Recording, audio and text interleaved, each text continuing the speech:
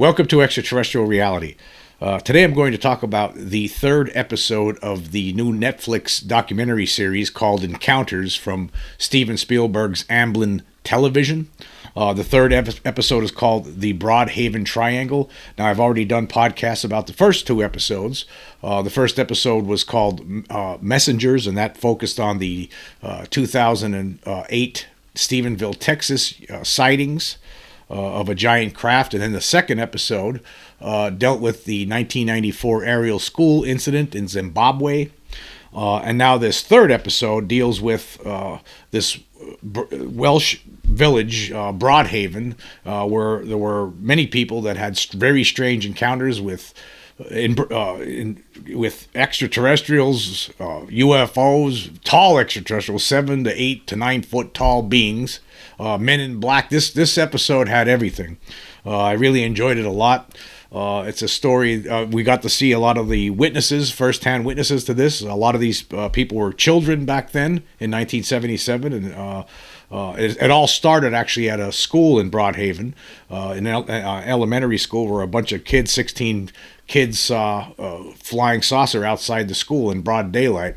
A lot of these kids went on TV. There was several of them on featured in this episode, talking about their experiences. It was very, very good episode. It had surrounding this whole episode. They also featured Kevin Knuth. He's an astrophysicist, a former NASA research scientist who now studies UFOs.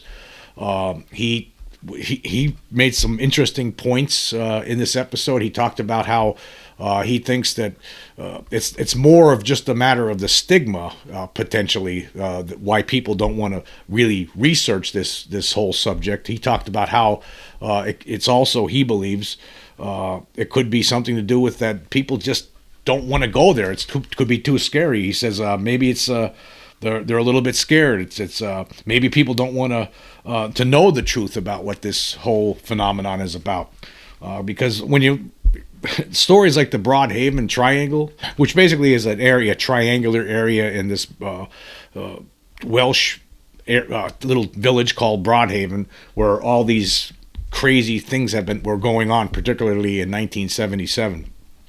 Now, the episode also had featured David Clark. He's a really good researcher. He's somebody who has a PhD in folklore. He made some connections in the episode with in that same area in olden times, in traditional folklore. There were beings very similar to what some of the people were experiencing in 1977, and he put it out there that there might be a tie-in. Now, what's interesting about David Clark, he's somebody he's a great researcher, but at the same time, I don't agree with him on a lot of things. Like, I remember reading where he hasn't really fully accepted this extraterrestrial reality, despite all the research he's done throughout the years on this subject. And he's very interested in it, but he still hasn't accepted it, apparently. Because I remember this because I guess it was a year or so ago when the Calvine UFO picture that was taken in the UK back in the 90s, he was very instrumental in getting that picture out to the public. And I remember him commenting back then that he doesn't know what it is or anything like that. But he became very interested in the subject, he says in this documentary, because of this Broadhaven incident that was ongoing back in 1977. But he also points out, he makes allusions to the pop culture that was prevalent at the time, he said that the flying saucer, for instance, that these boys saw at the school was very similar to other flying saucers that you would see on TV at the time, like movies from the 50s, for instance, like Forbidden Planet from 1956 that featured a flying saucer. The flying saucer that people were seeing in the Broadhaven area in 1977 looked very similar to what people were seeing on TV. Now he made it clear he wasn't trying to say that he's saying that just because they saw it on TV that that's what they're seeing in real life. He wasn't saying that, but at the same time, well, why even say it?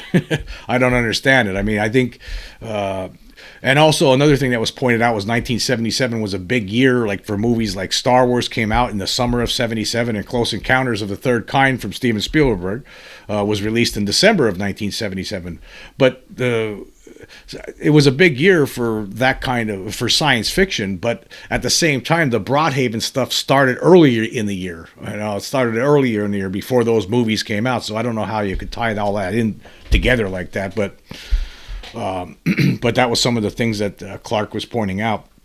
But I do agree with Clark that possibly some of these older stories in Celtic folklore were about fairies. Maybe fairies in the old folklore stories, according to Clark, these things were tricky beings. They weren't really nice to people. They would do strange things. They could move around at incredible speed. So maybe sometimes these things that we hear about in folklore, maybe they are extraterrestrials. That's what I take out of it. Maybe because back then in those in olden days, right, people didn't know how else to explain it. Oh, it's fairies kind of flying around here. They're sinister little beings, up to no good, tricking us.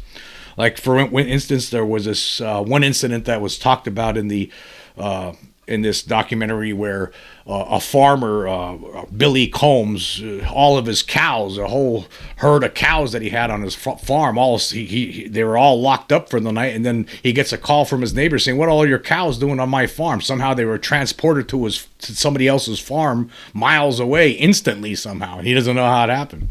There were Men in Black instances where people had very strange encounters with Men in Black. Great episode. It was really filled with a lot of stuff, and another more proof to add to the mountain of proof that we already have that shows you that this is real. And I gotta say that I really like the things that Kevin Knuth said with regard to how he believes that people don't want to accept it because, or even study this because they might be too afraid of it. It might be more than just the stigma. People don't like it. I think that might be the reasoning behind many debunkers. They don't like the idea. Nobody likes the idea. I don't think, especially when you see how things were happening, going down for a lot of these witnesses in this episode. It was I think it was very scary. There was another incident where a guy named Mark Marston, he was only a kid at the time, and he was part of the Combs family, and he was walking along the property on this dirt road, and he saw this strange object. It looked like a flying saucer in the distance on a hill, and the next thing he knows, this 7-foot tall being comes walking out of some hedges and is like standing very near him, and he was scared out of his mind. He ended up finally running away from this thing. But the thing had no face, and then it was very scary. Some of the encounters. There was also some of his people in his family, in the Combs family. They operated Billy Combs and his wife. They operated this farm, and these beings would show up at their house, standing right next to their house, and they were at least 8 feet tall. They were saying. Looking in the window of the second floor, just very strange encounters. It's almost like it seems almost to me like it played out like a psychological operation, a psyop. That's what the whole thing seemed. Maybe these aliens sometimes are playing games with us, tricking us and doing weird stuff. That's to see how we would react. I mean, who knows what they're up to? But that's what it seemed like. What might have been going on back in 1977 within that Broadhaven triangle. Anyway, I'm going to resort to an article here from the Express, which talks about this, so we could try to cover all the things that really were brought up in this pretty decent episode, I must say. I'm going to give it, the first episode I gave 4 stars to. The second episode I gave 3.5 stars, as everyone knows. This episode I'm going to give 4 stars to it. Anyway, the headline for this article says, UK's Bermuda Triangle, the quaint village where 7-foot aliens creep in hedges. It says the village is nestled into a sleepy corner of the South Welsh coast, but residents for decades have reported sightings of extraterrestrials, with the sightings now featuring in an exciting new documentary. Yes, it was very exciting. That's one thing I'll say about these documentaries. They all move all of them are really good. They're all fast paced, and even though they're close to an hour long, all of them, but it doesn't feel like it. It's like you want more when it's over. Anyway, it says here, Broadhaven is tiny. It's a seaside town in Wales, far southeast, with no train station and only a few bus services. With a population of little more than 1,000 people, the village rarely sees much in the way of drama. That is, apart from the occasional flying saucer, 7-foot alien and cigar-shaped UFO, what Broadhaven lacks in size and makes up for in the bizarre, and is today one of the UK's hotspots of extraterrestrial sightings. Now, isn't this interesting? Like, okay, Broadhaven, 1,000 residents only there, right? Isn't it just, doesn't it make sense to you? We were just talking recently in a podcast about the Alaska Triangle, where there's an area in Alaska where there's hardly any people. It's very, hardly any population at all, but yet there's all these disappearances there all the time. Flying saucer reports, Bigfoot sightings, all kinds of weird stuff going on. It seems like these beings, whatever they are, they like to focus in on areas that aren't populated too much. Anyway, continuing here, it says, now a new Netflix documentary is exploring the unlikely story of Broadhaven, retelling the stories of those who witnessed the unimaginable in the late 70s. Encounters, created by Spielberg's production company, follows a number of residents who, across a single year, made a number of UFO sightings. They range from the weird to the downright absurd, and all came with the backdrop of the Cold War in 1977. Yeah, that was another thing that it focused on. It was that the Cold War was ongoing. Well, the Cold War was ongoing for many, many years, and was ongoing from the 50s, the late 40s actually, throughout the 50s, throughout the 60s, throughout the 70s, all the way into the 80s.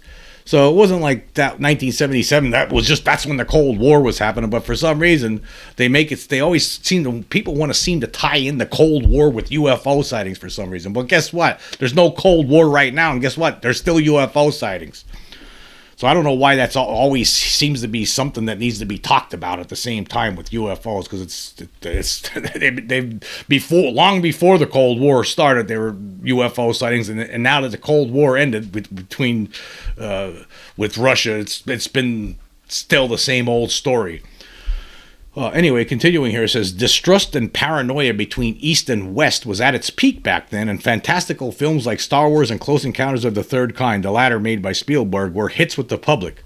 Well, again, I want to point out that Star Wars was not released until the summer of 1977, and Close Encounters didn't come out till December of 1977. All this stuff that was going on in Broadhaven was started early on in the year. It says here, back in the 70s, the BBC sent camera crews to Broadhaven to quiz the locals on what exactly they had seen. One child told the broadcaster at the time the spaceship looked like a cigar shape with a dome on it with yellowy orange to red light on the top of it. More eerily, another child said he didn't see a spaceship, but something perhaps more sinister. I saw a man, but I couldn't see its face because it was too far away. Yeah, there were some kids at the school that not only saw this craft, but they saw beings, faceless creatures standing in the distance. So that was something else that people were seeing, weird creatures.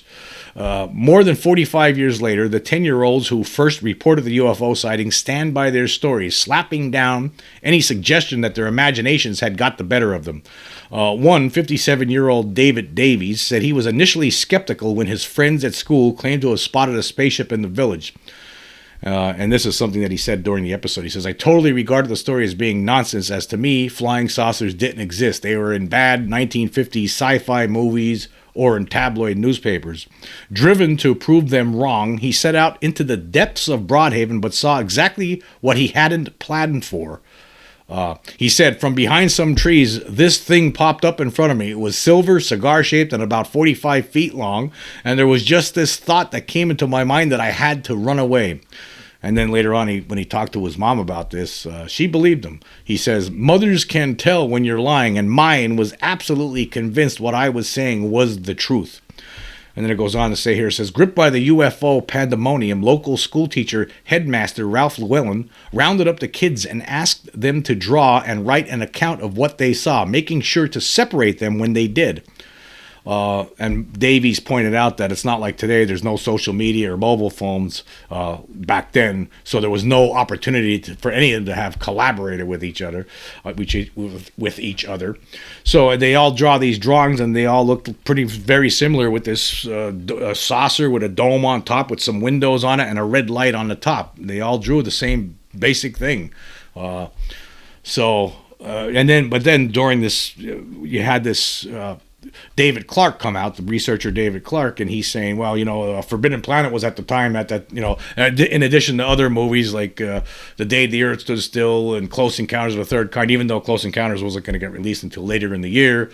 I don't believe that. I don't think that doesn't have anything to do with it, No, he didn't say that specifically, but when you bring that up, it puts the seed, the germ of an idea into people's minds. Well, yeah, okay, they're sitting at home, must have been watching Forbidden Planet, and then they saw the same kind of spaceship, That's something must have happened, huh? But that's not the case. I mean, for one thing, the Forbidden Planet, if you see what the flying saucer looks like in Forbidden Planet, it looks nothing like the flying saucer that the kids drew. It doesn't have no red light on the top. But anyway, continuing here with this article, it says, Mr. Llewellyn later told the BBC's news round that the children's accounts and drawings were all extremely similar. The first sightings were made on the school field, and as the media descended on Broadhaven, other locals, too, reported close encounters with otherworldly vehicles and extraterrestrials.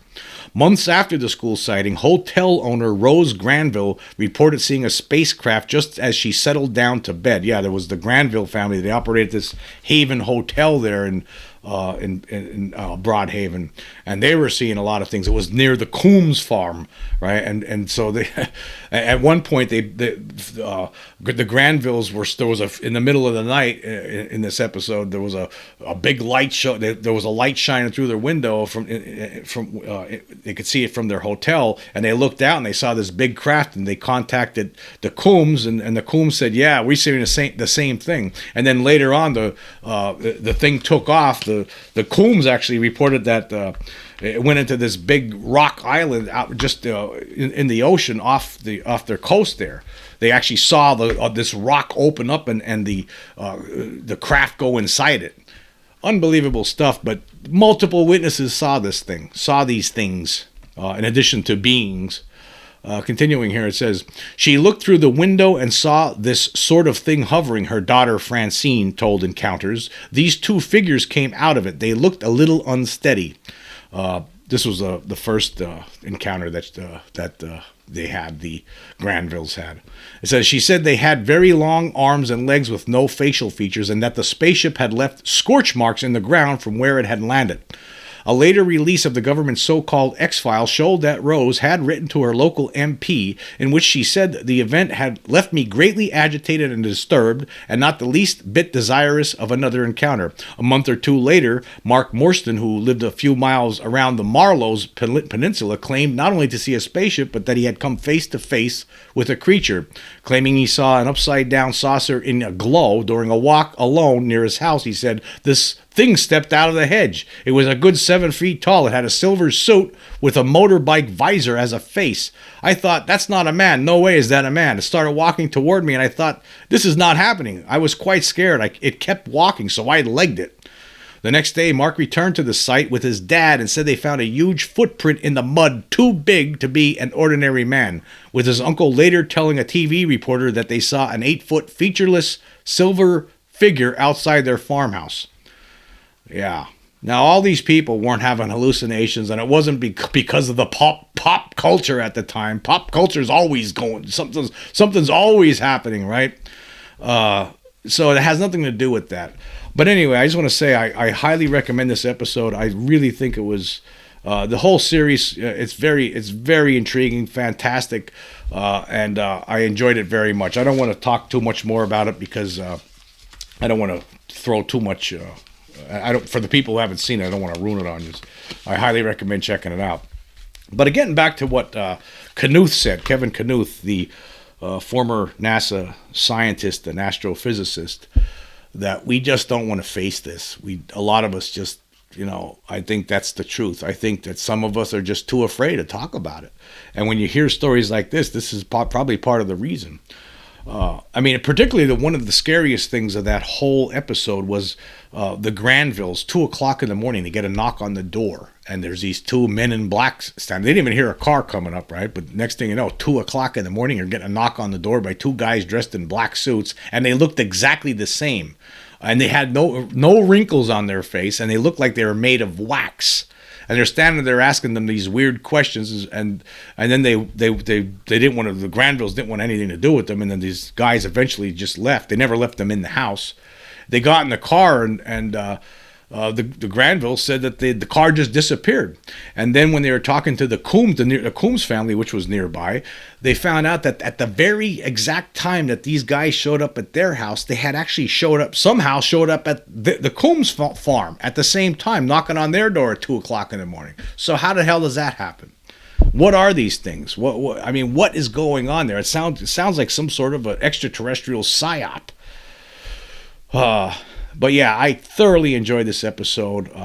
I thought it was really well done. I liked all the comments. I mean, I really enjoyed the stuff from David Clark, the things that he had to say. Although I don't agree with him necessarily on a lot of things, I do believe that maybe some of the one thing I do think possibly is that a lot of the folklore that people talk about encounters with creatures like fairies. Like people today, like according to Clark, think fairies are these nice little things, like Tinkerbell in the Peter Pan movies, but in the old Celtic tradition and the old Celtic legends, no, they're not nice.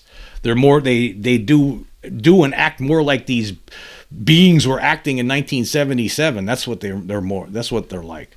So I enjoyed that aspect of it, and I thought having Kevin Knuth in there to talk about that the necessity for scientists to finally, and we got to study this. We need more scientists studying this. I think that was his message overall. We can't be afraid to face this. We got to look at it. We got to stare it in the face and look at it, because it's something that definitely requires scientific study, way more so, I believe, than we got what we're getting today. Instead, we're getting.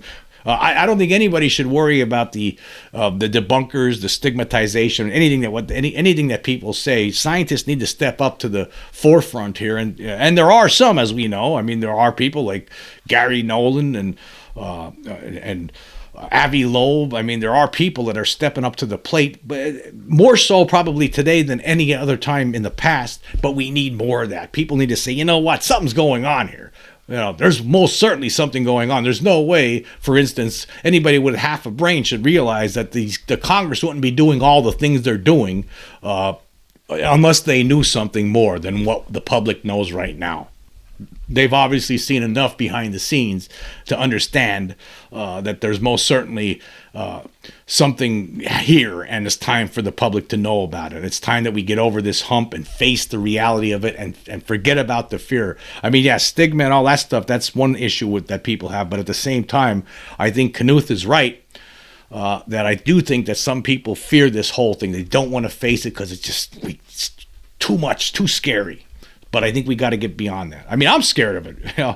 I was just talking last night with somebody about the encounter that I had, and I talk about it all the time on here. In fact, a lot of people hate when I do it. There's some people that get angry with me. You always talk about that incidents that you have all the time. But it was a game changer. When I was a kid and that thing was in the room. I mean, what the hell was going on there? There was something there. Why? What was it doing? What did it want? I don't know. It was just, there was some being in my room that showed up. And guess what? 1977, the same year as this stuff in this documentary we were talking about right here, the Broadhaven incident. That was the same year. And some weird creature was in my room at night, and it only had 3 digits on its hand, and they didn't look like regular human fingers, I can tell you that. Never saw its face. I'm glad I didn't, or maybe I don't remember. I don't know, but I know that something strange happened that night. I didn't know until years later. I never put 2 and 2 together. It took me a long time, as many of you know. It took me a long time to put 2 and 2 together to realize that thing that I saw in 1977 was extraterrestrial, was some alien of some kind doing something that I have no idea what it was doing. But for years before that, I thought it was the devil or a demon from hell. That's took me a long time to figure it out. But yeah, same year as that stuff. But anyway, moving on, I want to talk about some of the recent polls that I have run on Spotify. And we're going to start with one I believe I've already covered this one, but we'll cover it again. Yes, it was from the episode, The UFO Extraterrestrial Phenomenon is a Smart People Problem / Alaska Triangle. So far, 81 votes now. We're up to 81 votes with 23 days left. It said, and the question was, do you believe that extraterrestrials may be responsible for some of the 20,000 disappearances in the Alaska Triangle since 1970? 11 people, or 13.6%, say no, while 70 people, or 86.4%, say yes. Of course, I believe yes. I go with the yeses. I do believe that some of the disappearances of people everywhere across this planet, I believe some disappearances you could blame extraterrestrials for. I guess that's one of those things I'm just talking about here, where we're afraid of facing the reality of it because of the implications. And I believe one of the scary implications of the extraterrestrial presence here is the fact that they could be responsible for abductions, permanent abductions, kidnappings where people disappear, a lot of disappearances throughout the decades, and who knows what they're doing with the people that they do take. We don't know. Okay, moving on to the next one. For the episode review of first episode of Steven Spielberg's new Netflix UFO documentary, Encounters, I asked this question. What is the explanation for the gargantuan flying craft witnessed by hundreds of people in Stephenville, Texas area in 2008? Now, I did cover this one before, but I'll update it here. We're up to 56 votes now. One person says hoax, or 1.8%. One person says mass hallucination, or 1.8%. 0 people say satellites, by the way. 2 people say atmospheric phenomena, 3.6%. And by the way, I want to point out that some people actually deliberately are picking some of these hoaxes and atmospheric phenomena, stuff like that, because they wanted me to go off on a tangent. Okay, so I did go off on a tangent the last time I was talking about this. Okay, 4 people, or 7.1%, say mirage. Okay, now of course I don't agree with any of those so far. 6 people, or 10.7%, say it was military jets. Yeah, I don't agree with that one either. And of course, 42 people, the majority, or 75%, say extraterrestrials / non-human intelligence. Yes, that's what it was. It was that. End of story. I mean, I put this poll out just to see what people say. But let me tell you something, folks. What those people saw in Stephenville was nothing that was made by humans. It was something made by others, non-human intelligence, extraterrestrials, whatever you want to call them. I believe it's extraterrestrials, but I know some people out there say, well, it could be non-human intelligence from some other dimension. I think it's extraterrestrials from other planets. But put it this way, whatever the case, they're not human, but they're smarter than us and they got better technology. That's the reality of the situation, whether you like it or not.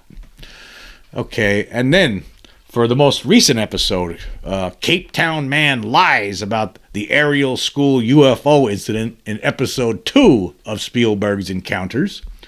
I asked this question: why did Dalen Vico change his story about the 1994 Ariel School UFO incident? Now, I had some different choices on here, but some people said there was a handful of people that said there was a choice that I didn't have in there that I should have. One of the reasons they say he changed his story is because he's just afraid of it. He can't face it. So that's one I should have had in there, I guess.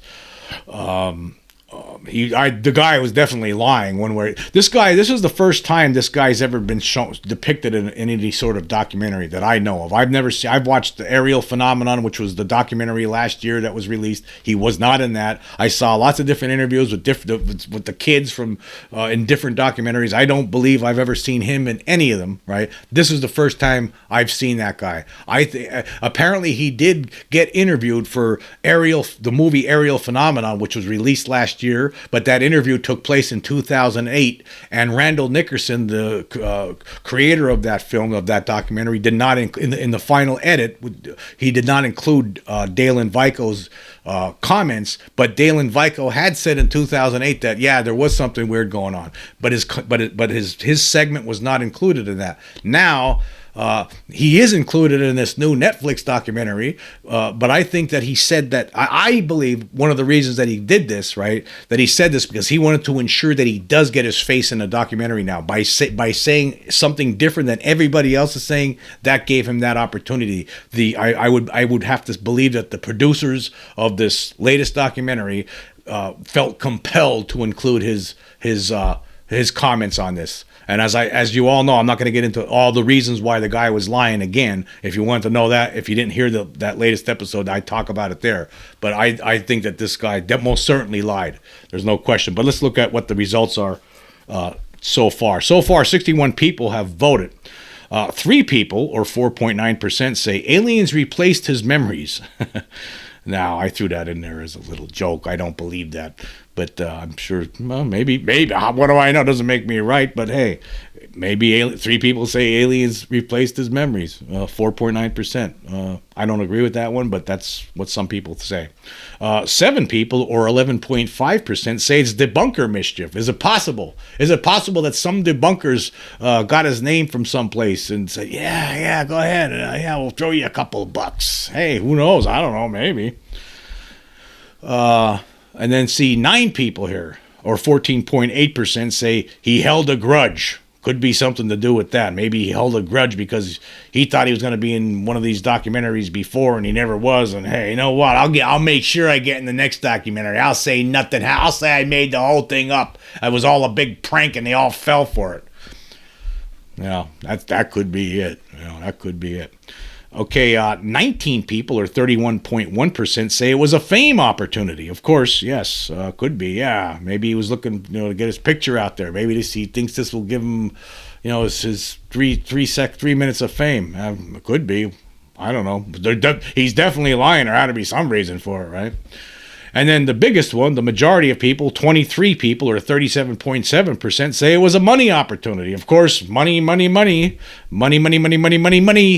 loves money, right? Money. Of course, that always is a reason. We're all, the human race, we're a greedy lot. So of course, money could be involved. There's no question about it. I wouldn't put it past it. Most certainly. Why not? Now, this guy called everybody, all those other 60-some kids, he called them liars, right? He's the one telling the truth. But these 62 kids, it's time for them to come forward and tell the truth. So basically, he's suggested, this Dalen Weichel suggested during that episode, that these 60-some kids, right, that saw this UFO land, alien beings come out, one of the aliens communicated telepathically with a handful of those kids. He's basically saying that they've, what I talked about that is so ridiculous. He's basically saying what happened is something that I point out many times throughout many different podcasts, that it's impossible. It's impossible for a whole bunch of elementary school kids to come together and put out some kind of a hoax like that and maintain it for 30 years after the fact. It's impossible. But now this guy's coming forward and saying that, it's a big hoax, and all of them are lying. I'm telling the truth, and I was the one who caused all of this in the first place. He's making it up. He's looking for something. I don't know what, but he made the whole thing up. There's no way that all these kids for all this time would have maintained it for almost 30 years at this point. There's just no way. Somebody would have, during the interviews back in 1994, one of those kids would have come forward and said they were all looking at a rock. If it was a rock like Dalen Weichel claims, one of those kids would have said it back then. None of them did. And all of them, you could tell when you're looking at these interviews with these people, the people that maintained the story that they were telling when they were kids, all those people, you could tell by watching those people that they're telling the truth. And when you're watching Dalen Weichel, you could tell he's lying by his body language. I'm not going to get into all of it again, but it's very obvious. Anyway, I want to say thank you for joining me. Until next time.